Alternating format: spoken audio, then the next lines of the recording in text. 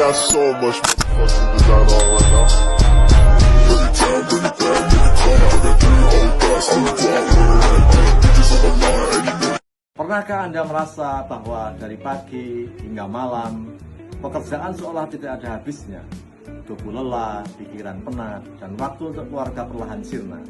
Namun, ketika melihat hasil di akhir bulan, mengapa pencapaian kita rasanya begini-begini saja?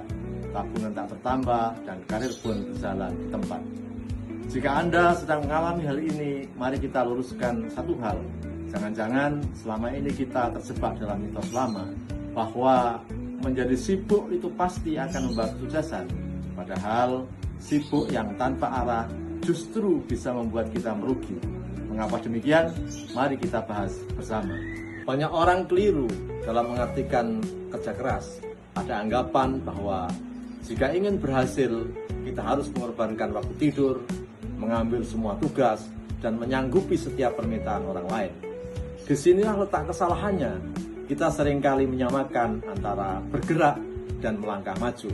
Sebagai gambaran, bayangkan Anda sedang mengayuh sepeda statis di pusat kebugaran. Anda mengayuh sekuat tenaga sehingga keringat bercucuran dan energi Anda terkuras habis. Energinya habis? Tentu saja. Namun apakah sepedanya berbeda tempat? Tidak. Sepeda itu tetap bergeming di posisi semula.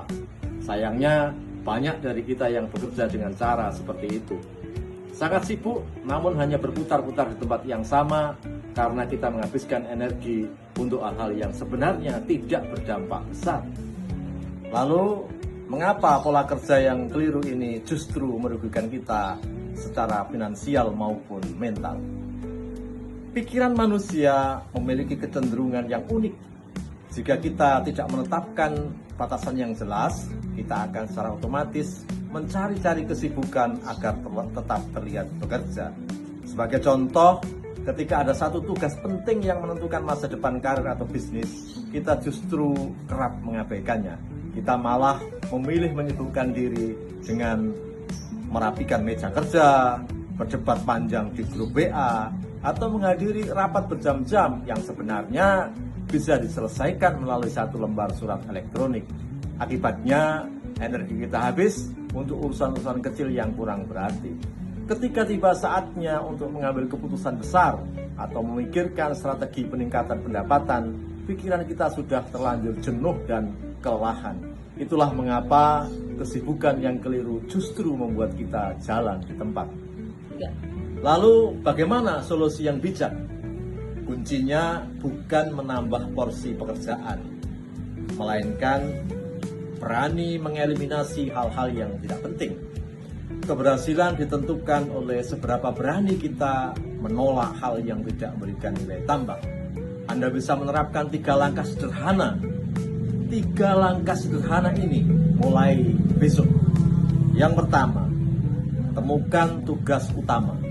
Sadarilah bahwa dari sekian banyak daftar pekerjaan Anda, biasanya hanya ada beberapa tugas inti yang benar-benar menghasilkan dampak besar bagi pendapatan atau penilaian atasan.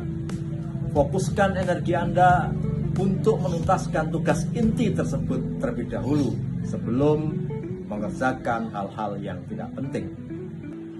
Kedua, buat daftar hal yang dilarang. Jika biasanya kita membuat daftar apa saja yang harus dikerjakan, kini buatlah kebalikannya. Tulis hal-hal yang tidak boleh Anda lakukan saat jam kerja utama. Contohnya, tidak membuka media sosial sebelum tugas penting selesai, atau tidak menerima obrolan ringan yang membuang waktu. Ketiga, kelola energi bukan hanya waktu. Waktu setiap orang sama, yaitu 24 jam. Namun kapasitas energi kita berbeda. Jangan meletakkan pekerjaan yang membutuhkan pemikiran berat di saat kondisi tubuh Anda sudah lelah. Selesaikan urusan yang paling krusial di pagi hari saat pikiran masih jernih. Oleh karena itu, mari kita ubah sudut pandang kita. Tidak perlu lagi merasa bangga hanya karena terlihat paling sibuk atau pulang paling larut malam. Pada akhirnya, yang dinilai adalah hasil nyata yang berkualitas serta ketenangan pikiran kita. bukan seberapa lelah wajah kita saat menatap cermin. Kerja cerdas berarti kita tahu kapan harus melangkah cepat dan tahu apa saja yang harus kita lepaskan agar perjalanan kita menjadi lebih ringan. Silahkan periksa kembali daftar rencana kerja Anda untuk esok hari, coret hal-hal yang kurang bermanfaat dan rasakan perubahannya. Hidup akan menjadi lebih tertata dan hasil kerja pun akan jauh lebih nyata. Mari kita bekerja dengan lebih bijaksana.